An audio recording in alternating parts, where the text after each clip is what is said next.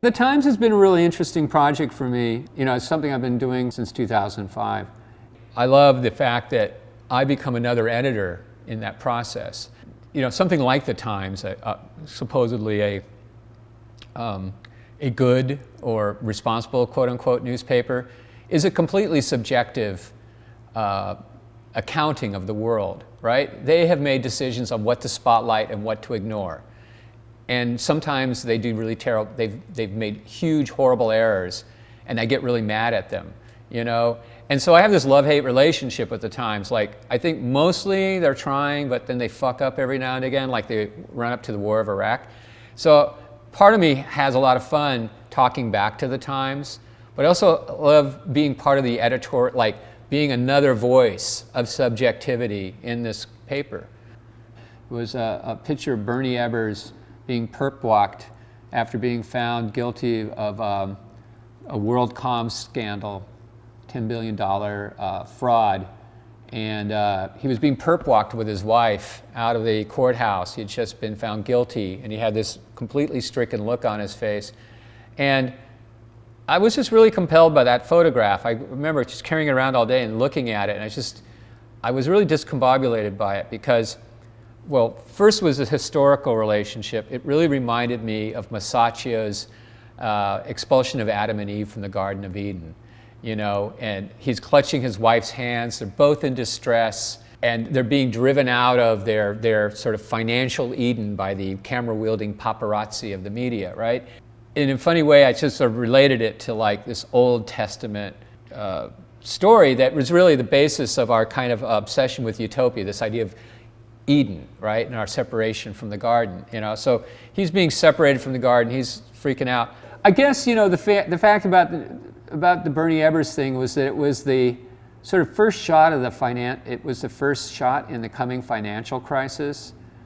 And I could tell things were bad, you know, you could tell things were wrong, that things were going completely out of whack. We had already invaded Iraq, Bush was president. Things were just really wrong, and something about that photograph seemed to be emblematic of my sense of unease about where the world was going.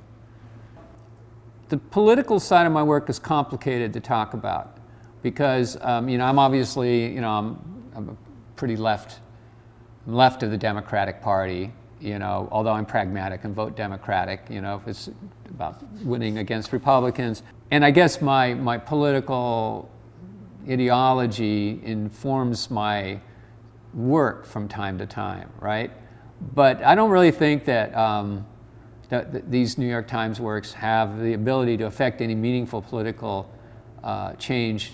I guess what I feel like is that my politics are very maybe similar to the way I locate politics, say, in Juan Moreau's constellation drawings that he did during World War II, and which is the way I looked at them.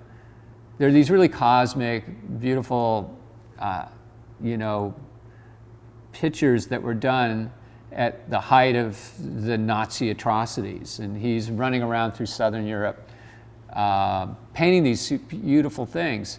And in a funny way, it almost, there's a sort of tacit politics in the idea that the art, that the world is going to hell, but there's still art is being made, that art's still worth making, that there's some beautiful world, there's still something beautiful that is worth keeping or worth keeping faith in. And I guess with my work, that might be the underlying politics. And it's sort of, these works that I do, some of them are sort of trippy and cosmic and beautiful, some of them are sort of satirical and funny, or some of them are even, you know, are very sad. But, you know, all these images are bracketed by the context of the buzz of the day's news, of both the horrific, tragic aspects of humanity, but also some of the like more absurdist and dumb things that are and funny things that are happening in the world, and it's just sort of bracketed by it. So it's sort of like there's a little object in it, but it's also surrounded by another context. So I think those are the main politics of the work.